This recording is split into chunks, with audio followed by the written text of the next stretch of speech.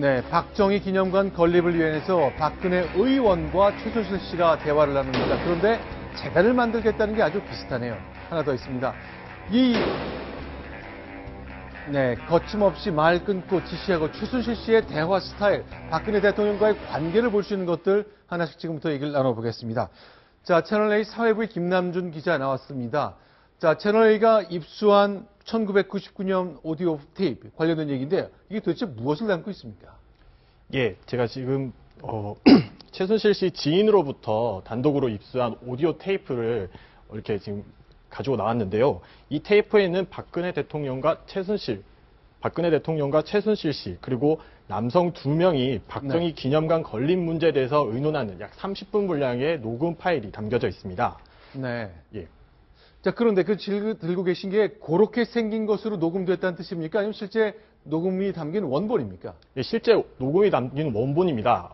지금 요즘에는 이런 녹음 테이프를 쓰지 않는데요. 네. 저희가 추정하는 시점이 1999년 6월에서 7월 사이에 녹음된 것으로 추정하고 있거든요. 네. 그렇기 때문에 당시에 썼던 녹음 테이프로 추정하고 있습니다. 자, 그러면요, 보겠습니다. 자, 1999년쯤으로 추정하는 이유가 있을 것 같아요. 예. 우선 이 녹음 테이프에 담긴 내용을 살펴보면은 당시에 이제 박정희 기념관 건립 문제를 놓고 논의를 하는데 당시 이제 추진위원회 구성 문제를 논의를 합니다. 네. 예, 그 추진위원 구성이 실제로는 1999년 7월에 이루어지게 됩니다.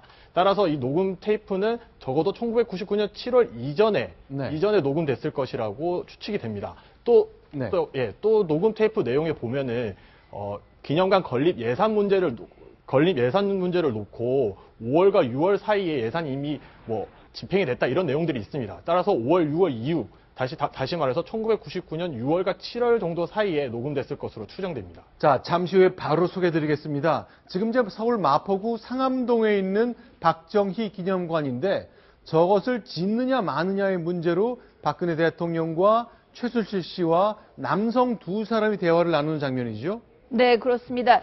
박정희 기념관 사업은요, 박근혜 대통령이 98년에 처음으로 배지를 달기 전에 한 18년 정도 그 공백 기간이 있지 않았습니까? 그동안에 가장 역점을 두고 했던 게 바로 역사 바로잡기입니다. 아버지의 명예를 바로 세우는 것. 그런 어떤 포부를 갖고 있던 박근혜 당시 의원이 의원 2년 차 때입니다. 98년도에 재보선으로 들어와서 99년 의원 2년 차 때 야심차게 정말 자기가 꿈꿔왔던 20년 동안 정말 벼려왔던 일을 가시화한 게 바로 저 박정희 기념관 사업회거든요. 박정희 기념관을 만들고 박정희 기념 사업을 벌이는 것 자체가 최순실 씨와 그러니까 박근혜 당시 의원의 공동의 목표였습니다. 그 당시에 조금 전에 우리 단독으로 보내드린 것처럼 99년 7월쯤에 구체적인 실무 논의가 있었고 최순실 씨는 이제 그림자처럼 조력을 해왔던 상태인데 다른 남자 2명이 누군지는 모르겠지만 그분들하고 실무적으로 어떻게 이 사업을 추진할지 구미가 박정희 대통령 생가인데 당시 구미에서도 마침 동시에 시작이 되고 있었거든요. 그래서 이 구미와는 지역적으로 어떻게 자금을 마련할지 이런 것들을 그 남자 2분 실무자하고 장녀인 박근혜 의원과 최순실 이렇게 논의를 하는 그런 상황이었다고 볼 수 있겠습니다. 자, 김대중 대통령 취임한 후 2년차 1999년입니다. 동서화합 차원에서도 그렇고 나를 정치적으로 받게 했던 박정희 전 대통령이지만 그를 위한 기념관 정도는 있어야 되는 것 아니냐. DJ가 직접 나서서 말했습니다. 그 장면 소개합니다.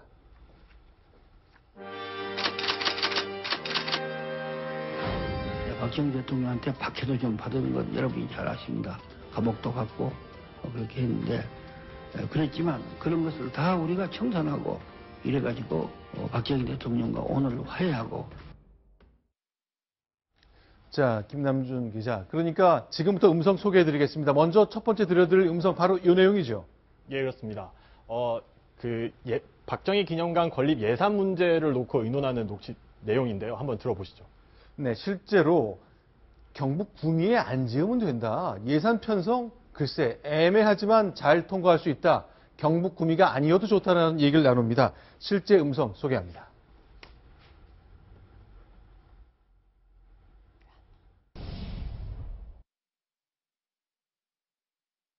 예산이 언제까지 결정하는지 언제부터 나요?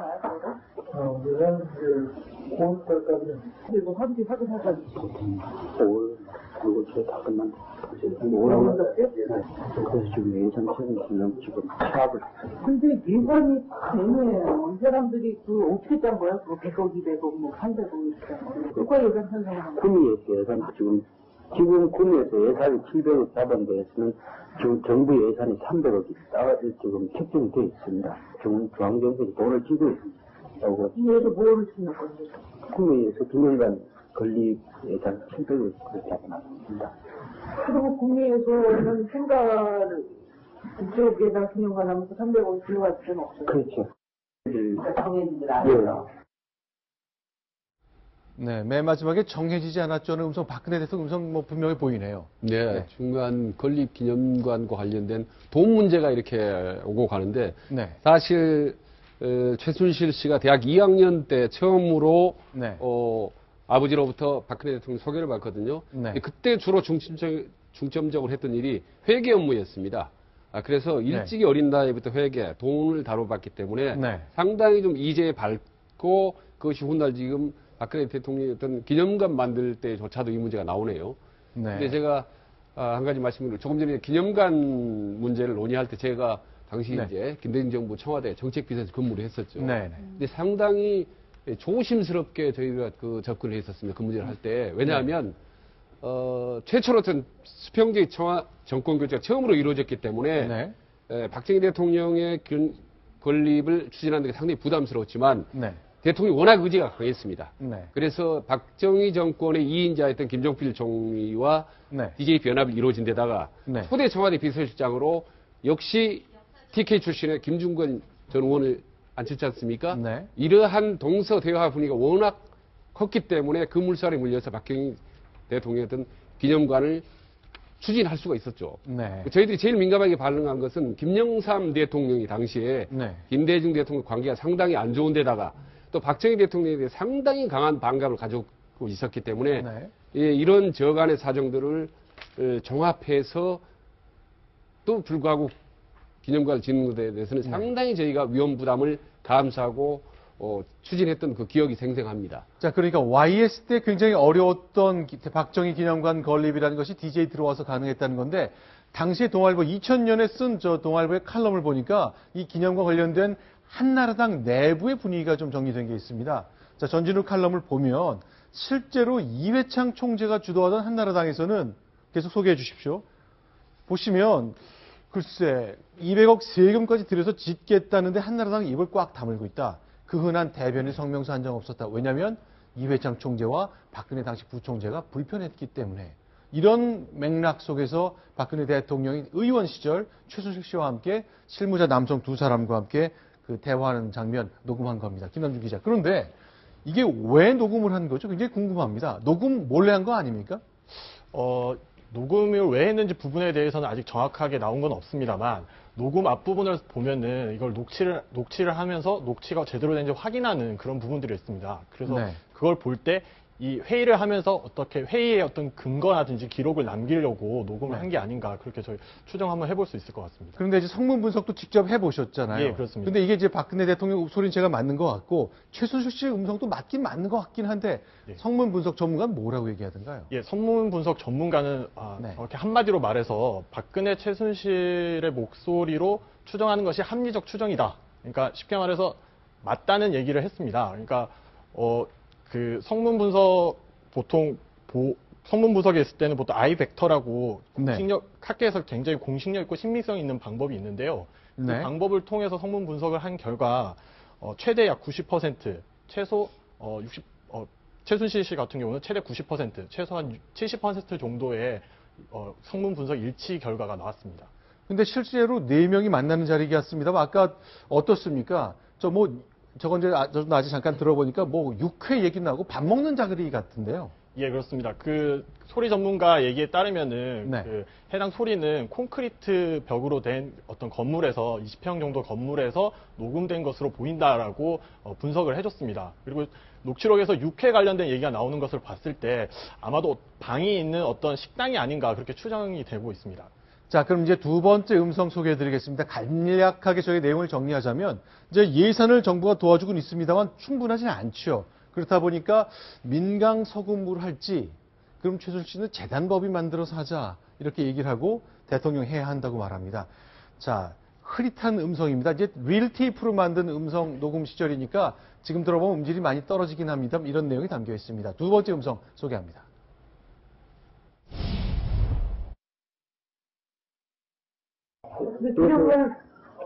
한번 확인해보세요. 그래서 민간 성금이 한 150% 정도. 정부였으면 전적으로 했을 때는 별로 그 모양새가 좋지 않다. 성금도 십수기관으로 모였을 때에 효과가 크다. 그래서 정부에서는 특히 민간 정부에서 그렇게 민간에서 성금을 모아가지고 집회 돌립하는 것도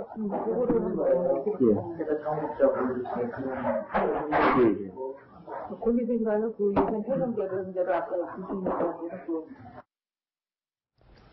네, 유치원 원장인데 그래도 이 실무적으로 깊숙이 개입한 모습이 보이네요. 예, 그렇습니다. 이미 모든 상황을 알고 또 그걸 주도하는 그런 느낌이 목소리만 들어도 충분히 합니다. 그리고 아까 성문부서에 있는데 표현을 보면 뭐 그거를 뭐 이렇게 하는 이렇게 뚝뚝 끊어서 하는 말 어법을 보면은 아마 그 사람이 거의 확실한 것 같고요. 원래 성격 자체가 최순실 씨는 상당히 모든 걸 주도하고 먼저 내뱉는 스타일입니다. 그리고 그 말을 듣고 생각하면서 머뭇머뭇해서 최종적으로 이제 판단하는 스타일이 박근혜 대통령 스타일이기 때문에 그 짧은 대화 중에도 두 사람의 성격이나 스타일이 그대로 나타나고 있네요. 네. 자, 그러니까 지금 이제 미르재단, K스포츠재단 모금하는 과정에 대통령이 혹시 그 대가를 뭘 주었는지 그 논란 때문에 문제가 되고 있습니다만 기업들이나 그 민간 차원에서 모금을 해서 재단 만든 그 자체는 별 문제는 없잖아요. 다만 지금하고 빗대 생각해 보니 방식이 좀 비슷하다는 느낌은 좀 있네요. 예, 그렇습니다. 실제로 그 재단, 기념관 설립 과정에서 약 2010년에 기념관이 설립되면서 대기업에서 약 300억에서 400억, 정경련 주도로 300억에서 400억 모금을 해서 기념관이 건립된 것으로 지금 현재 알려져 있는데요. 당시에도 정경련이 각 기업에 얼마씩 돈을 내라고 할당을 했다는 의혹이 제기됐었습니다. 이것은 지금 현재 국정농단 사태의 핵심에 있는 미르 K재단 그 모금 방식과 굉장히 유사하다고 볼 수 있는데요. 예, 1999년에부터 예산 문제에 관여했던 최순실 씨가 실제로 박정희 기념관 건립 과정에서 이런 예산 문제들을 알고 있던 최순실 씨가 미르 K재단의 돈의 모집에서도 같은 방식을 사용한 것이 아닌가 그렇게 추정이 되고 있습니다. 그러니까 아까 조금 전에 민간이 모은다, 국민들이 모은다 이 시점은 김대중 정부 시절이거든요. 그때는요 민주화 열기나 이런 부분들이 많았기 때문에 만약 민간에서 모금을 했더라면 훨씬 부작용이나 반감이 컸을 겁니다. 근데 2010년 대개를 모을 때쯤이면은 이명박 정부 아니겠습니까? 당시에는 박근혜 대통령이 상당히 대권 주자로 위력한 주자였기 때문에 아마 모으기가 훨씬 더 용이했을 겁니다. 근데 실제로 보면요, 이제 말을 잘라가는 것, 사실 이제 관계라는 게 그렇지 않습니까? 누군가 얘기를 하는데 말을 뚝 잘라서 끊고 들어간다는 것은 두 사람 사이에 보이지 않는 미묘한 권력 관계랄까 위치가 드러나는 거 아니겠습니까? 우리가 평소에 지인들과 대화할 때도 있죠. 말 잘리면 사실 상당히 기분 나쁘거든요. 근데 최순실 씨는 그 당시 물론 박근혜 지금 대통령이 국회의원이었지만은 이 말하는 거 보면 대통령을 뭐 아주 좀 뭐 우습게 본다는 말은 과하겠지만은 대통령하고 거의 뭐 격이 없이 안 그러면 저렇게 될 수가 없지 않습니까? 그리고 최순실 씨가 지금 재단 이야기 나왔는데요. 최순실 씨가 어떻게 보면 용이 주도하다 돈 모으는 데 있어서는 왜냐하면 재단을 만들어서 돈을 모으면 나중에 자기가 책임을 회피할 수 있는 길이 있거든요. 자기가 직접 돈 받거나 자기의 사업을 해버리면 나중에 지금 우리 최 의원 말씀하신 대로 상당히 문제 생길 수 있는데 재단으로 만들면요. 이게 우선 재단은 주무관청이 감독하게 돼 있습니다. 그렇기 때문에 그 어떤 개인의 입김이 약하다고 보통 보거든요. 그래서 최순실 씨가 모든 일의 행위를 하는 걸 보면요. 이게 아주 주도면밀 돈 모으는 데 있어서는 딴 건 모르겠지만 그런 느낌이 많이 듭니다. 자, 그럼 이제 지금 들려드릴 소식 보면 대통령은 빠져 있고요. 최순실 씨와 실무자가 대화하는 장면만 담겨 있습니다. 바로 소개해 드릴 텐데 그 전에 궁금한 게 있습니다. 김남주 기자. 이제 입수한 그 테이프 보면요. 전체 분량 중에 박 대통령이나 최순실 씨가 말하는 분량은 어느 정도나 돼 있나요? 예, 우선 박 대통령 같은 경우는 총 30분 분량에서 2분 한 50초 정도, 50초 가량 정도 발언한 것으로 나와 있습니다. 2분 50초. 예, 그렇습니다. 네. 그리고 최순실 씨의 경우에는 6분 40초 정도 발언한 것으로 저희가 시간이 나왔는데요. 네. 근데 문제는 박 대통령 같은 경우는 말이 좀 느린 편이고 네. 반면에 최순실 씨는 말이 좀 빠른 편입니다. 그래서 사실 네. 말을 한 양으로 친다면은 3배 이상 최순실 씨가 훨씬 더 말을 많이 한 것으로 보여집니다. 자, 국민선거 모으는 방법과 관련해서 최순실 씨가 글쎄 이 두 남성이 누군지 잘 모르겠습니다. 예산을 잘 아는 분, 정부 당국자 같기도 한데 이렇게 대화를 주고받습니다. 조금 더 소개합니다. 국민선거법인도 몇 단계를 잘 조사해야지. 선거는 150을 따라줄 테니까 잡혀줘야지. 군수에서 받은 게 정부 지원과 300원, 구미시에서 150원, 경북도에서 100원, 그럼 성금 150원.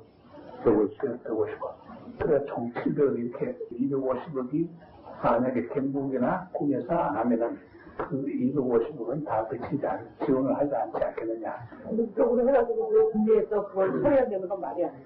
그건 말이 안 있을 수도 없는. 누가 그러면 너 성공하겠어요. 자기 지역과 있어서 그거는 언어가 안 맞는 이게 전국적으로 그런 선거는.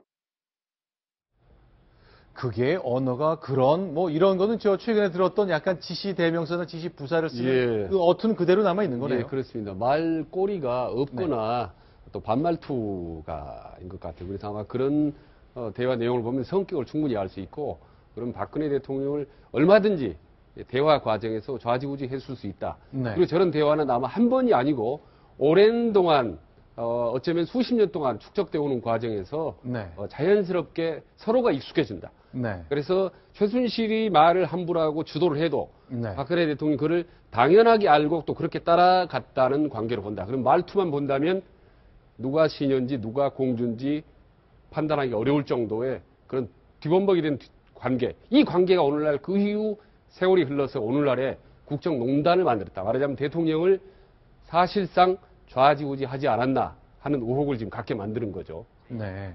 자, 일단 이 내용을 보면요. 이제 뭐 사실은 말을 많이 하는 것이 뭐 협상의 대표의 경우는 가장 협상을 주도하니까 말을 많이 하게 됩니다만 실제 더 위에 있는 사람은 알아서 좀 얘기 좀 해. 이렇게 맡길 수도 있는 거긴 한데 이 두 사람의 관계를 이해하는 중요한 단초가 되는 음성 파일 저희가 입수해서 공개해드리는 겁니다. 1999년 6월에서 7월 사이로 추정되는 대화입니다.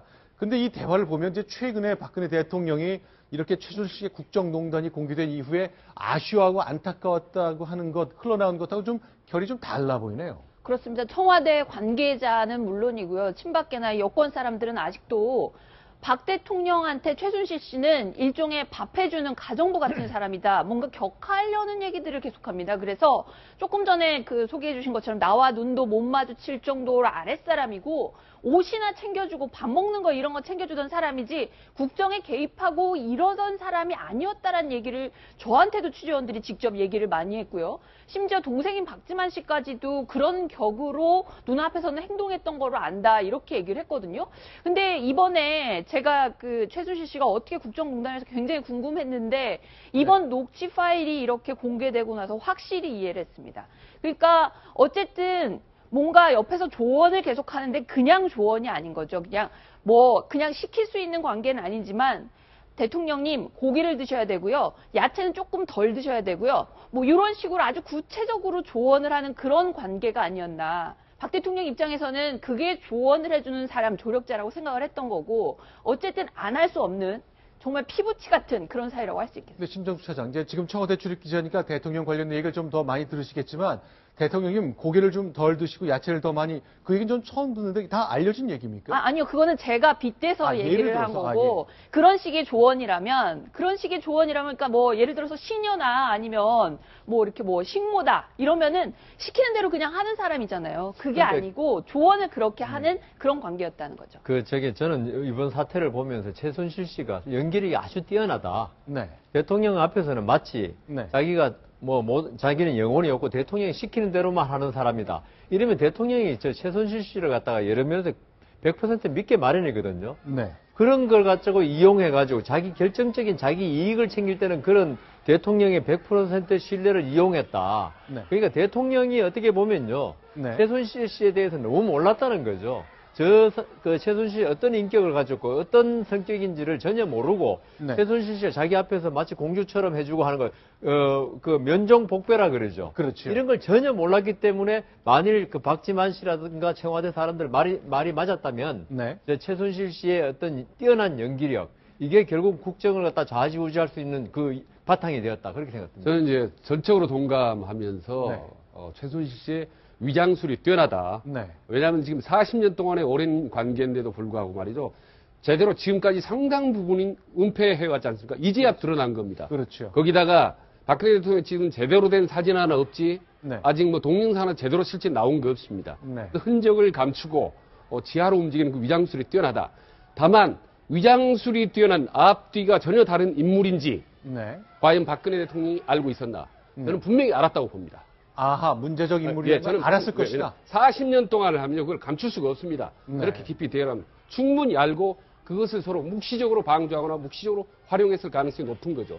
다만 대외적으로 나타났을 때 최순실의 그런 위장술, 네. 이런 거는 정말 타후 추정할 정도로 아주 뛰어나다고 저는 봅니다. 그러고 보니까 두 사람이 함께 있는 거 79년 대학생 시절에 하는 행사장 그 영상을 망고는 드러나는 게 없거든요. 하지만 그렇다면요.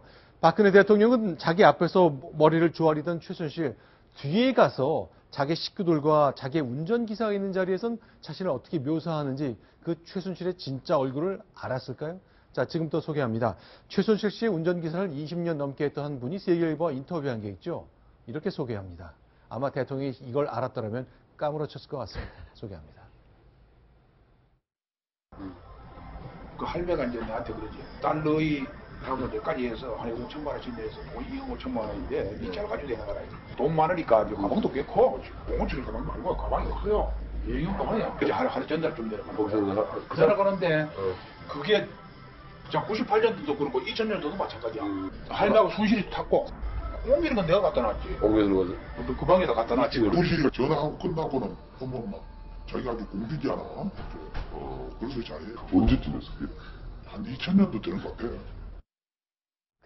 그러니까 99년, 2000년 저렇게 그 식당에서 논의를 하면서 네 사람이 육회 먹으면서 대화를 하는 장면 이제 녹음을 했던 거잖아요. 자, 조금 더 소개를 하겠습니다. 그런데 과연 시녀와 공주의 관계라고 보통 사람들이 우스갯소리로 얘기하고 있습니다만 그러나 이들의 관계를 조금 더 들여다봐야 될 것 같습니다. 자, 음성 하나 더 소개하겠습니다. 누가 지시를 하는 것인지 조언을 하는 것인지 좀 판단을 구하겠습니다.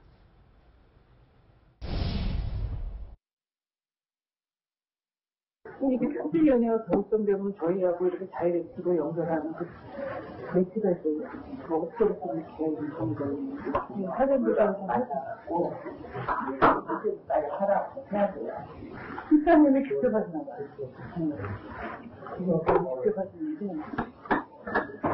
1시간 보내고 또 말씀을 하셨는데 그분 대화는 여기서 거기서 표가 많잖아요. 신문을 보니까 길고 멋있지 않다. 길부족한 데가 거기서 나름 위에다 가지고 거기도 소득도 다뭐 옛날부터 가왔으니까 이런 다 이게 저기 여론이 더 불거지기 전에 의원님이 확실하게 결정을 서로 보는 게 나을 것 같아요. 그죠? 크게들이 되는 건 아직 네, 아주 더 구체적인 것, 과연 박정희 기념관을 어디에 지어야 할지, 위치 선정 등 다양한 이야기들을 논의하게 됩니다. 그 장면도 지금부터 집중적으로 알아보겠습니다. 순위 먼저 확인합니다.